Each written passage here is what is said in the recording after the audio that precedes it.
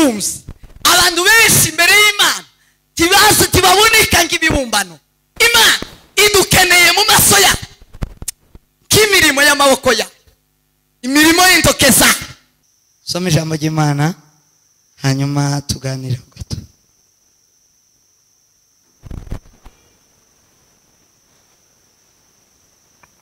Some urwandiko rw'Abaefeso, Ab'Efeso,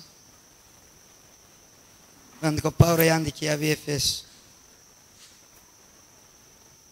ibice 2 umurongo wa 10.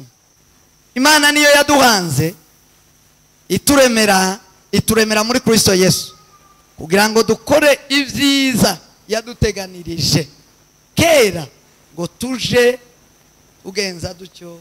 Amen. Nakiri ijambo ry'Imana tugiye kuganira ano magambo.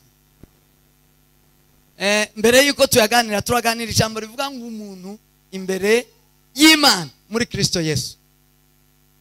Umuntu imbere y'Imana muri Kristo Yesu. Ndababwira umuntu ushimishije imbere y'Imana, w'Imana inezererwa, uba mu maso y'Imana.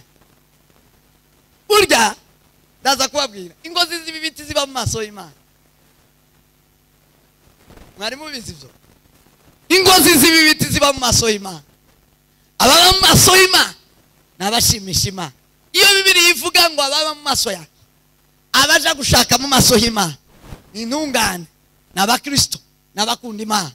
None rero ndababwira umuntu shimisha Imana imbere y'Imana. Uwo ni umuntu ki imbere y'Imana. Takabiri uwo muntu aba muri Kristo Yesu. Ndababwira kuba muri Kristo Yesu umuntu. Sema amen. Umuntu imbere y'Imana muri Kristo Yesu. Mbere yuko babwira ibyo mfite utuntu tubiri nshaka kubabwira. Sema amen. Atukuze Umukozi. Jambo rya mbere, Imana irema umuntu. Yaremye umuntu udasanzwe. Imana yaremye ibiremwa byose byo mu isi. Ibona ntakishimishije. Iza kwicara irema umwana w'umuntu k'umuntu udasanzwe mu biremwa. Kuba ikintu kidasanzwe mu zabe. Umuntu ni special. Umuntu ni special ku biremwa byose byaremwe. Iyo umuntu rero abaye usanzwe azaresha n'ibiremwa bindi. Azaresha n'inka, azaresha n'ihene, azaresha n'ibitungwa, azaresha n'ibimera n'ibiti. Umuntu iteka ni kiremwa gitandukanye n'ibindi kubera iyema. Kubera ko Imana yamuremye mu buryo budasanzwe. Umuntu akwiye kuba mu buryo budasanzwe akarenga ibindi biremwa byose. Kuko Imana iremye ibiremwa ngo yarabiremye byose ibona nda shusho yayo iri muri ibyo biremwa byose. Imana yaremye inka ibona idafite ishusho yayo. Imana irema inyamaswa intare ibona nda shusho yayo ibirimo. Imana irema ibiti ibona nda shusho yayo irimo. Iricara none iratekereza iravuga ngo tureme umuntu asenat aruta ibindi biremwa byose, abe special, abe udasanzwe. Bwana sifiwe sana. Bwana tukuze. Bibiliya iyo umuntu abaye usanzwe, Bibiliya isimugereranya n'inka. Iyo umuntu atubaha Imana aba ari nkinga, aba ari nk'inyamaswa, aba ari nk'icyaremwe, aba ari nk'igiti, aba ari nk'intebe. Kubera iki? Harimo ubuspecialiste, harimo ubudasanzwe, harimo kubudasanzwe. Kubera iki? Yatakaje y'Umwami Yesu. Ayi duweze cyubahiro. Haleluya.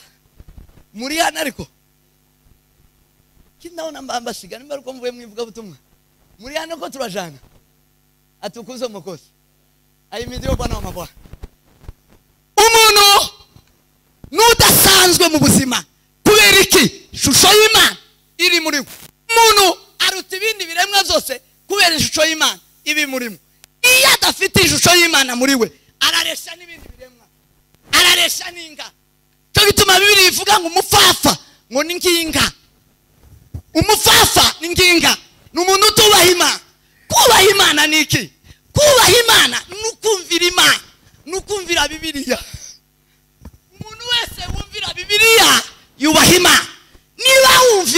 murongo wa bibiliya uri umwubaha Imana, uri umuheburayo cyangwa umuheburayo kazi. Kubera iki? Ugenda wubaha Imana, wumvira Imana ihoraho. Sema amen. Bwana tukuzwe sana. Ahimidiwe Bwana wa majeshi. Iyo muri wewe hatarimo kubaha Imana, nukuvuga ngo turimo burya bu specialite, turimo burya burenze ikigirwamana, burenze ibiti n'inyamaswa. Uraresha n'iyinde. Hari abantu bameze nk'iyinde, hari abantu bameze nk'aya makara, hari abantu bameze nk'aya mawuwa, hari abantu bameze nk'inyamaswa, ihene n'ingurube. Abo bariho baragenda, ariko kibasa n'Imana, kibabashije kuba urya Imana yicaye iratekereza, iravuga ngo dukore umuntu, tureme umuntu usa natwe. Iyo ni specialite. Sema amen. Ubwo nubudasanzwe. Umuntu rero kubudasanzwe nugukora ibyananiye abandi. Sema amen. Sema amen. Sema amen. Sema amen. Umuntu ubudasanzwe mu maso y'Imana, umuntu uzabubaha Imana n'uwafunze akazi. Rero uyu munsi si umunsi w'akazi. Nuzufunga akazi, nuza wipuriva, nuzufunga ibye akaja mu by'Imana, kavuga ngo Imana ibaho. Rero ntabwo nduwinda iteka, sindu n'uyu mubiri iteka.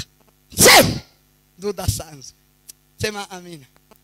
Eza ese cyubahiro shirukoko hejuru. Haleluya. Akantu ka kabiri arishaka kubabwira. Sema amen. Kugira ngo nije muri iri jambo neza ndibategurire, uze kubyumva neza. Sema amen. Sema amen. Kugira ngo use n'Imana nukuyegera. Imana kubyara umuntu si nguko tubyara. Oya. Imana kubyara umuntu si nguko inyamaswa zibyara. Oya. Imana kubyara umuntu nukuyegera. Uko wegera Imana cyane irakubyara ugahinduka umwana wawe.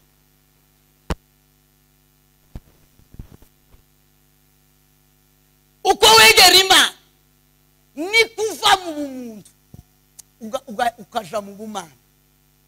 Sema amen. Uko uwe Imana umwanya, icyo uha umwanya usa naco. Cyo gituma baza bavuga ngo uburere buruta ubuvukire. Kubera iki? Umuntu aba munda ameza ngahe? 9. Yamara karama imyaka ingahe, urama imyaka ingahe? Nukuvuga ngo ntusana kurya munda warose, warahindutse kubera ize mwisi. Aho ni sawa? Aho murahumbeje? Ngo n'urugero. Icyo umuntu atega amatwi, icyo umuntu abamwo nicyo aviva asa naco, ahita asa naco. Rero Imana mu mugambi w'Imana, mu by'Imana ishaka yaremeye umuntu nuguhinduka umwana wayo. Sema amen. Guhinduka umwana wayo ngituvukwa titusubira munda tanda tuvukamo ya Kristo tayihari.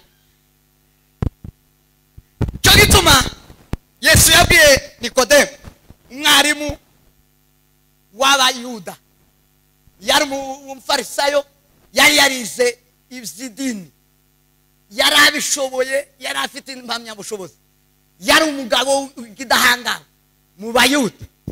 Ageze yumvanye Yesu arimo yigisha, amwumva n'ubwenge budasanzwe, yumva afite ubwenge, aja kumureba, yigeze asezera babo bafarisayo. Nikodemo yari uwa mbere. Hanyuma amuserutseho, aramwegera, aje kumubaza iby'ubwenge yamwumvanye. Hanyuma Nikodemo Yesu aramubwira ngo nukuri. Yesu yarahiye kabiri, aravuga ngo nukuri. Hari ibintu bibiri zirahiramo bibiri zivuga ngo nukuri nukuri ikongera ikavuga ivuze ngo nukuri nukuri no kuguhamagara kabiri iba yayikurahiza muzasanga muri Bibiliya havuga ngo nukuri nukuri ikindi gizagihindukaho muri Bibiliya agahamagara ngo Aburahamu Petero kurya abari kwa murahiza Bibiliya biri kwihayirahira iba yayivuga ngo iki kintu nico kwitondeho sema amen sema amen iki kintu nico kumva neza mani yiguhamagara kabiri bayisiraho umuhuru Bibiliya iravuga ngo Yesu arahira imbere ya Nikodemu kabiri namubwira ngo nukuri Nikodemu niba utazawubwa kabiri ntabwo uzigera ubona ubwami bwo mu ijuru uzigera winjira mu bwami bwo mu ijuru nubwo uri umufarisayo nubwo uri umutanzi nubwo uri umwigisha w'amategeko nubwo uri umukuru uri umwarimu mu idini yarigishaga nguko rafite ikanisa kandi bamwemera cyane ariko ntabwo yari yarazawe n'Imana umuntu arashobora kuba mu ikanisa atarazawe n'Imana umuntu arashobora kuvuga Bibiliya atarazawe n'Imana aramurahira aramubwira ngo nutazagwa Imana nitakuzara nta juru utegereje bavandimwe bene da niba mudahindutse abantu nta juru ry'amajuru muzinjiramo nta juru ry'amajuru duteze ijuru ry'amajuru ni iry'abana ubwami bw'Imana ni ubw'abana kandi Nikodemu aramubaza aramubwira ngo ese ko nshaje ndi umusaza n'umugabo mwana gutya nosubira mu nda ya mama kavuka ubwa kabiri aramubwira ngo mfa taguvuka ubwa kabiri niko turi umwarimu utazi ibintu ariko Yesu yamusubije niko turi umwarimu utazi fenomene tagusubira mu nda ya nyoko ahubwo urazagwa n'amazi n'umwuka sema amen sema amen amazi n'umwuka yaramubwiye niki yaramubwiye ijambo ry'Imana aramubwira ngo ubwo wegerisha ubwo wemera ukihana bivuye mu ijambo ry'Imana ubwo wemeye kumva ukihana ugaca bugufi uzaba uvuze ngo uravutse iyo tubatizwa iyo twihana tubitewe n'ijambo ry'Imana uburyo twagegereye uburyo twaritegereye uburyo twaryumvise tuba tuzawe ni ukuvuga ngo Imana si ugusubira mu nda ni ukwegera Imana kwegera Imana ni ijambo ry'Imana Imana ni ijambo Imana ni ijambo ryayo Imana ndahandi muzoyisanga nibakubwira niko birivuga ngo nibakubwira ngo arahepfo ndukajeyo ni ikinyoma Imana ntago iba hano Imana iba mu ijambo bwira mugenzi wangu iba mu ijambo niwegera ijambo uzovuka uzoba umwana w'Imana Bwana asifiwe sana Bwana asifiwe sana amen utwotundu munashika munatwakiriye Imana ishimwe kumija Bwana asifiwe sana Bwana tukuzwe uburyo uzawegera ijambo ry'Imana muri serire uburyo uzigegera niko kuvuka kwawe niko kuvuka kwawe k'umwana w'Imana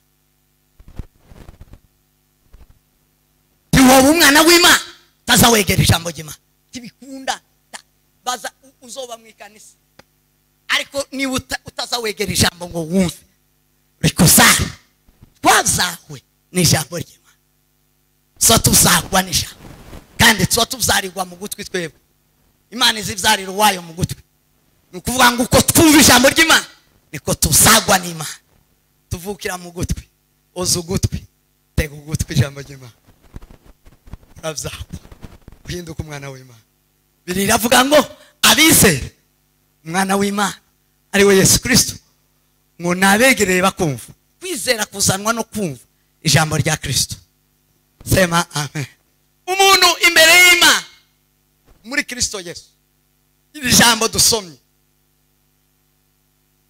yavuga ngo ab'Imana yaremye ab'Imana yahanze yabaremeye muri Kristo sema amen. Imirimo myiza kandi ngo bazayikomeze bayigenderemo iminsi yose yo kubaho kwa. Bwana asifiwe sana. Umwarimu amagambo atatu. Amagambo atatu hariho ijambo rya mbere rivuga ngo Imana yaraduhanze. Guhanga murabyumva?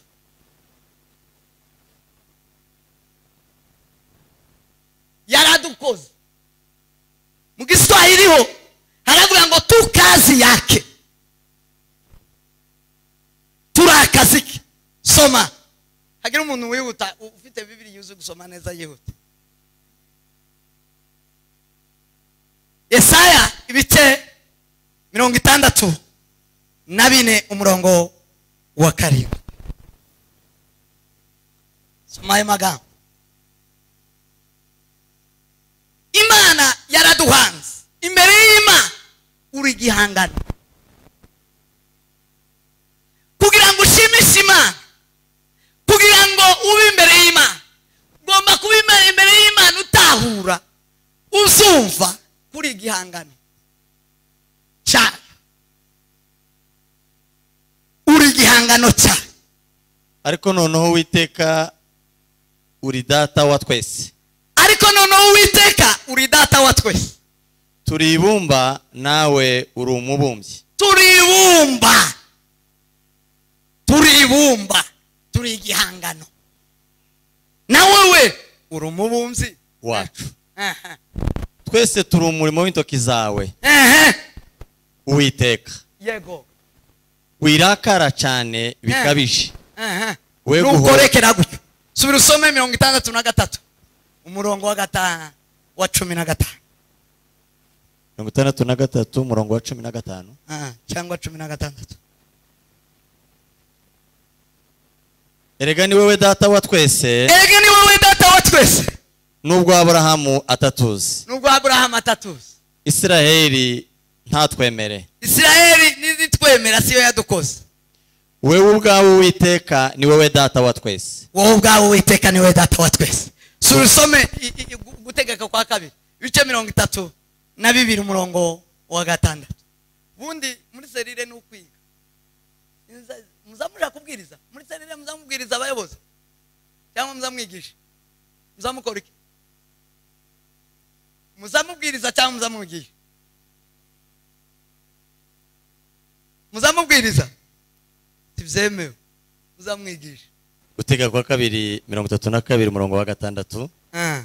Aravuga ngo mwabwoko bw'abapfapfamwe. Mwabwoko bw'abapfapfamwe. Mwabwoko bw'abanyabwenge. Mwabwoko bw'abanyabwenge. Mwabwoko bw'abanyabwenge bukemwe. Bukemwe go. Uko niko mwitura Uwiteka. Uko niko mwitura Uwiteka. Siwe so wabacunguye. Ese Uwiteka siwe so wabacunguye. Yarakuremye aragukomeza. Yarakuremye aragukomeza. Vuga ngo amen. Amen. Cyo nashaka kubabwira amen. Uhabwe cyubahiro.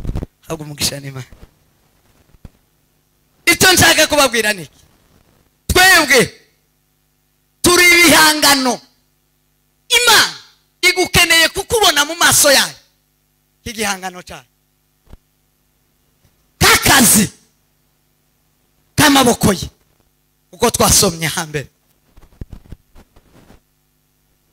Turi imirimo y'amaboko ye. Turi ibumba. Nayi Imana niyo yatubumbye. Abantu benshi imbere y'Imana tibaboneka nk'ibibumbano. Kugira ngo ube ikibumbano nugukizwa. Kugira mugenzi wangu ukizwa. Uzamumenya kuri imbere y'Imana. Imana idukeneye mu maso ya k'imirimo y'amaboko ya. Imirimo y'intokeza. Imirimo y'intokeza. Umenye kuri uw'Imana. Wakozwe nayo. Kibumbano ndikiza kije mpaka nuwakibumbye. Yogisenya, yokibumbura. Yokimena. nta wo murega nta kibumbano cyotera complain wakibumbye. Bavandimwe bene data, ashaka kubibutsa kuba imbere y'Imana, kuboneka imbere y'Imana ni ukuhaboneka nk'ikibumbano cyayo. Ikibumbano Imana izi igitego uko ishaka.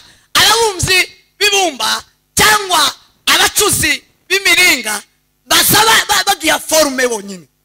Azavuga ngo ndabumba ingaranye icuriki, ndabumba ingaranye igoro, bikaba kuvuga ngo kumeze kose niyo yabikoze. Kubera iki avuga gutyo umubumbyi cyangwa umucuzi? Akavuga ngo icyuma akagitwika, akavuga ngo ndakigondeka, akagihonda kikagondeka, cyari kigororotse. Kubera izihe mpamvu yatumye Imana igereranya umuntu n'ikibumbano inkono cyangwa se icyuma? Ni ukubera iki? Yaravuze ngo iki kibumbano kirubaha cyane, kiza kibwira Imana ngo yaye singondama ingara ndihenga ndi yunama cyangwa ndigororoka. Oya, kiza kivuga ngo ndiyo sa ibi uko ubishaka. Sema amen. Icyuma kumucuzi asagihonda yagishuhije kavuga ngo ndiyo ndagondama nubwo nari ngororotse, kubera ko ari kubishaka. Imana idukeneye kuba ikibumbano imbere yayo, tuyumvira, uyemera. Hari abantu batemera Imana, kandi abatemera Imana bose tibayisenga ngo bazapfa boye kwibukwa. Sema amen. Sema amin. Abashinga ijosi imbere y'Imana ngo bazavunagurika ntibasungwa. Bibiliya ni kuvuga kubera iki? Banze kuba ikibumbano, banze kuba igihangano Imana yahanze. Bavandimwe torero rya Kristo, ndashaka kubabwira none ngo nimwemere mu bihangano z'Imana Data, mu mirimo y'amaboko ye. Wemera Imana, mwemera Imana. Kwemera Imana si kukanwa. Kwemera Imana abafarisayo bari bayemera mu mategeko, bari bayemera mu sobize, bari bayemera kukanwa, ariko ngo bagahakana imbaraga ziyako mu byo bakora. Abakristo benshi dufite barayemera kukanwa, bananayiririmba, ariko bayihakanisha ibyo bakora. Ntibabashe kuba igihangano, ntibabashe kuba ibumba. Sema amen. Ubibumba Yesu nawe akubera iki? Umubumbyi. Sema amen. Sema amen. Atukuzwe makosa. Uko niko kuboneka mu maso y'Imana. Cya kabiri, kuboneka mu maso y'Imana yo nababwiye n'ukwemera, kemera ko Imana ari Data. Imana ni Data wa twese. Bwira mugenzi wawe ngo Imana ni Data wa twese. Erega ni wowe Data wa twese. Haleluya, haleluya. Imana igukeneye kuboneka mu maso hayo, uyita Data. Uvuga ngo erega ni wowe Data wa twese. Ni wowe Data, ni wowe Data, ndi umwana, ni wowe Data. Tegeka Mana. Yesu abigishwa bamwe bamubwira ngo nabigishe gusenga, yababwiye ijambo rya mbere yasohoye mu nda ye, mu kanwa ke yaravuze ngo muzamusenga mutya muti Data wa twese uri mu ijuru. Imana muhindure so, muhindure Data. Imana mu mugambi wayo wo kurema umwana w'umuntu yamuremye imugize igihangano. Icya kabiri iramubwira ngo nije so, nije Data, nije ukuzaye, nije ukuzaye, nije ukuremye, ubaye wanje. Sema amen. Sema amin. Utabasha kugera ku rwego rwo kuba Imana ari so, nawe ukaba umwana, ushobora kuzinjira mu bwami bwo mu ijuru. Nta mana ugira. Hayo Imana ni Data wa twese, ni Data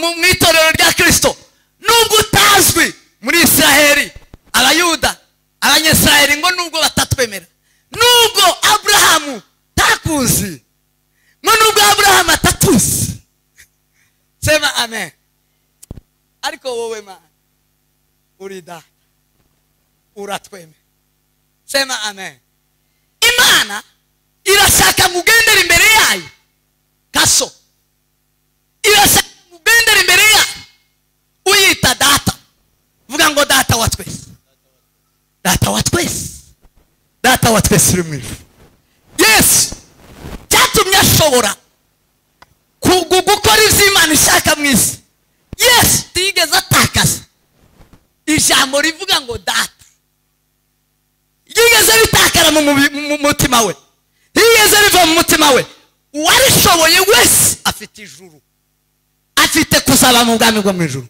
ariko uwaritakaje nta bwami bwo mu ijuru afite sema amen sema amin Imana iragukeneye ugendera imbere yayo ugenda uvuga ngo uri data wa twese erega uri data wa twese nubwo isi itatwemera nubwo Aburahamu atatwemera Isiraheli titwemera ariko wowe waduhanze wowe waturemye uratwemera Imana irakuzi wowe Imana ikuzi abandi bose batakuzi Imana ikuzi uri urusoro Imana ikuzi uri mu mugambi Imana ikuzi mu mugambi aba bose batarabona ishusho yawe Imana yarinzi mwese mutarambona mwese mutanzi kubera iki nawe mu mugambi wayo ndi gihangano wese cyubahiro haleluya haleluya iyo navuye ni data wa twese Bwana asifiwe sana Bwana asifiwe sana atukuzwe Mwokozi kwa niko twaremwe mu Mana data niko tuboneka imbere y'Imana icyanyuma cyo ndangirizaho bere mpamvu z'umwana Mana yaturemeye muri Kristo Yesu Imana yatugize ibihangano tugira iduhindukirira data avuga ngo ni Yesu mugira abandi basi ukumuza mubona so tuvuka kuri runaka tukavuka kuri runaka tukavuka kuri runaka iyi ni inzira ni uburyo bw'ubuyobozi bw'ubumana ni processes y'Imana ariko twese twabereyeho rimwe bewema amen wabereyeho rimwe na nyoko naso wabereyeho rimwe na sogokuruza wawe na nyogokuruza amen twese ni data wa twese cyo gituma yaza babwira bose baraho arabwira ngo muze muvuga ngo data wa twese iso si wa wundi kandi wese uhereye kuri Aburahamu ukageza kuzovuka twese data numwe ni Imana data amen abo bose baremewe Imana mu migani Salomo aravuga ngo abo bose niyo yabaremye kandi yabaremeye Imana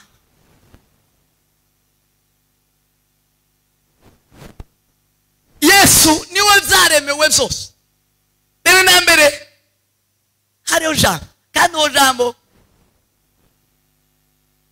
yari Imana ntacyaremwe cyose zose zaremewe Kristo umwana w'Imana amen amen zose zaremewe Kristo umwana w'Imana icyo twaremewe muri Kristo nicyo nshaka kuvuga kugira ngo soze icyo twaremewe muri Kristo Yesu twaremewe imirimo myiza ntabwo ari iduhesha agakiza oyaye imirimo myiza si iduhuza n'Imana ngo tuzagwe n'Imana oyaye imirimo myiza ni y'abari muri Kristo Yesu bemeye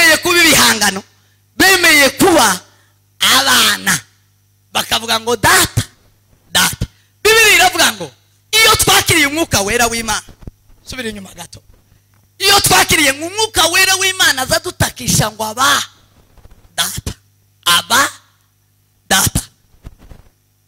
Nta muntu wobasha kuvuga ngo Imana ni se adafite umwuka wera. Umwuka wera yageze muri twaza duhindura akaza tubwira ngo muze muvuga ngo data wa twese uri mu ijuru. None rero abari muri Kristo ababaye ibihangano bakabibumba, Yesu akaba umubumbyi, Imana ikaba umubumbyi, abo ngabo iyo bari muri Kristo Yesu nibwo bakora imirimo myiza. Sema amen. Utarabaye igihangano, utazi ko ari igihangano mbere y'Imana, iyo kumva ijambo ry'Imana.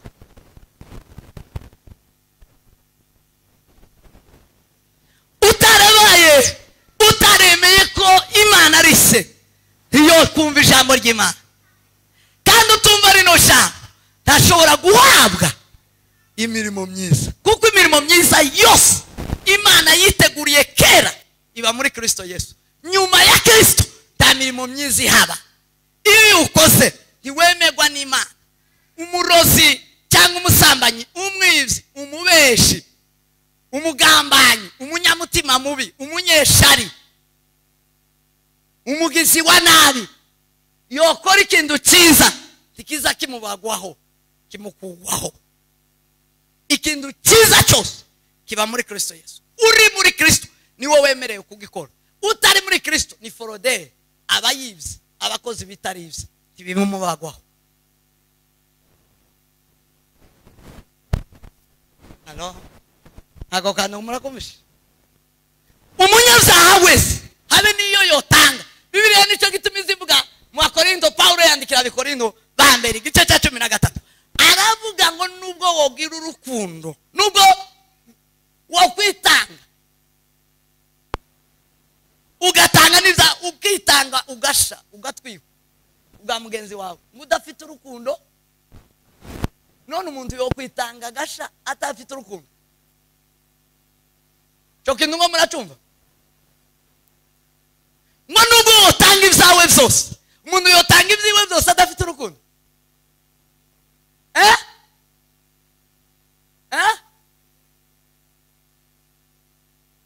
Birashoboka? Ndabwira ab'inkundo zibiri, ari urukundo rwa hagati, rero ni zitatu. Icyo njaka kubabwira, urukundo rwemewe ku Mana ni umuntu uri muri Kristo Yesu. Umuntu birashoboka ko yotanga ibyiwe atari muri Kristo. Nico cheki yashatse kuvuga, birashoboka. Siko abapagani ndio zafasha abantu, ni kuri ya kwitanga, gutanga ibyiwe byose ariko adafite urukundo. Akomara kumvishije, nta mupagani uza witangira abantu bakamwica, bakamurasa, Elshaba n'abandi bose, azayama yitangira abandi akaba ariho bica. Urya muntu tarukundo, kiriya kizomubagwaho imbere y'Imana. Kubera iki? Yari muri Kristo Yesu, ariko yatanze umubiri we kubw'abantu. Sema amen. Benshi baranyaze. Tiwemewe gukora igikorwa cyiza cyose iyo utari muri Kristo Yesu, kuko imirimo myiza yose Imana yarayiteguriye, yarayipanze. Nta murimo mwiza wacitse Imana nguje inyuma ya Kristo, ntawuhaba. Umurimo mwiza wose Imana yaricaye irategura, izana imirimo myiza yose, ibikorwa byiza byose ibishyira muri Kristo. Irangire kubishyira muri Kristo, imuha abantu, iramubwira ngo aba nawe nakuremeye. Cyo gituma Kristo yagiye imbere y'Imana, Yohana 17, asengera abo yacunguye, aramubwira ngo ma, abo wampaye ndabafumbatiza, ndabafite mu kiganza, ngaba ndabasabira ngo ubarindire mu isi, simbasabira ngo bakuremo. Nabo wampaye, nabaremwe muri Kristo, nabemeye gukizwa, abo ngabo nibo bakwiye gukora imirimo myiza gusa. Nukora umurimo mwiza wapaganye, uri umupagani, wakoze icyaha, uzomenye ko uwo murimo utazawubagwaho. Niba warafashije umuntu ukamugaburira, uri umupagani, wa murimo si uwawe, ntiwemerewe. Kuko kugaburira abandi, kugirira neza abandi, biri muri Kristo Yesu. Uri mu forode wakoze ibitakuba bitari byawe. Niba utari muri Kristo tiwemerewe gukora imirimo myiza. Iyo ukora yose uzayakwa si yawe. Sema amen. Sema amen. Bwana sifiwe sana. Bwana tukuze. Abimana yaremye bose, abimana yahaze ibahangiye muri Kristo Yesu. Yabahangiye imirimo myiza ngo bayigenderemo iminsi yose. Abimana yaremye yabaremye imirimo myiza muri Kristo Yesu ngo bayigenderemo igihe cyose. Bavandimwe bene data ba Kristo, mukundi ibyiza, mukundi imirimo myiza, nimwinjire muri Kristo Yesu. Nuyikorera inyuma ya Kristo tiyemewe, tibubasha kuyikora ntuvyemerewe. Uzemerewe na bukeya. Wemerewe gukora imirimo myiza nuri muri Kristo Yesu. Ibyo ufite byose utabashe kubikora muri Kristo si byawe. Ibyo ukoreye muri Kristo Yesu niho bikwandikaho nibyo byawe. Sema amen. Sema amen. Nutekereza gutanga ituro uzobanza urebe kuri muri Kristo Yesu. Niwumva utarimo neza Bibiliya iravuga ngo ishire ku ruhande. Aho umuntu azareba ko atari muri Kristo neza ngo nige afite icyapa na mugenzi we. Ngo niba ufite icupa na mugenzi wawe undi ugatanga iryaturo riragiye sezi. Muzi sezi riragiye buroso. Muzi buroso riragiye nduzosa kuribona. Aravuga ngo tugatange ntugakogwe. Utari muri Kristo Yesu utaye mu ruzi, taye mu muriro, uranyazwe urukomba amazi ka wa mwuvuri wa Gihinda.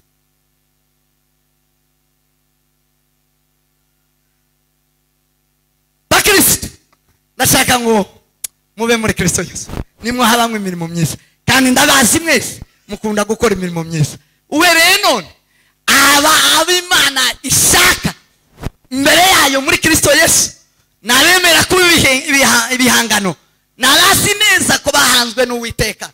Bene abo ngabo nda stress, bene abo ndibaza bica, bene abo ndibaza biniga, bene abo ngabo ndibaza biyarumu kugiye raumu kwisuzugura, kwicira urubanza, kwigaya. Oya tibaza bigaya. Sema amen. Kwigaya ni icyaha, mwari mubizi? Iyo uvuga ngo se niki ngo iyo ntaremwa cyangwa ngo ukigaya ubukoze icyaha, wowe ubwawe koze icyaha kuko usuzuguye Imana yaguhanze. Ariko iyo ugenda uzikura igihangano cy'Imana, uzugenda wemye, uzugenda wemye, uzugenda uri impunzi, kazugenda wemye, uzugenda waburaye, kazugenda wemye, uzugenda ndahuze ufite gatoya wameshe, kazawumva umeze neza, ndarari nta kibazo uko ndi wigaye. Kubera iki? Uzi neza ko wabumbwe n'Imana. Imana ni umukozi umuhanga. Iyo umuntu amenye ko ari afitanye ubusabane n'umutegetsi runaka azagenda yiyumva umutegetsi. Abanyamurenge kenshi bakaza biyita ngo nabo ko bakaraha, abanyabyinshi bose nabo ko bakaraha, abasita bose nabo ko barubego. Kazugenda ureba abakomeye ukamuvuga ngo iyo umuntu neza wabona tibakumenya hano uzamuvuga umuntu wiwanyu ukomeye uzwe.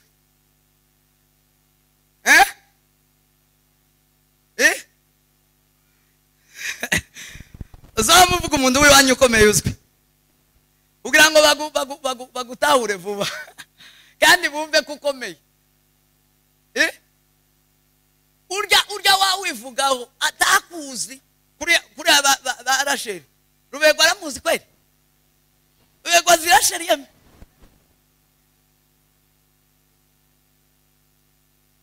Rubego zikora sheri ari hano yeme. Ariko Rasheli kwa mavuga ngo rubegwa neza n'uwi wacu timwamva ko yabivuga. Ariko rubegwa kuri atabizi ko Rasheli ari uwi wacu tazi nawari. Kubera iki? Nuko akomeye neza rubegwa n'uwi wacu niko avuze. Ako nakantu kabamuntu aho ni sawa.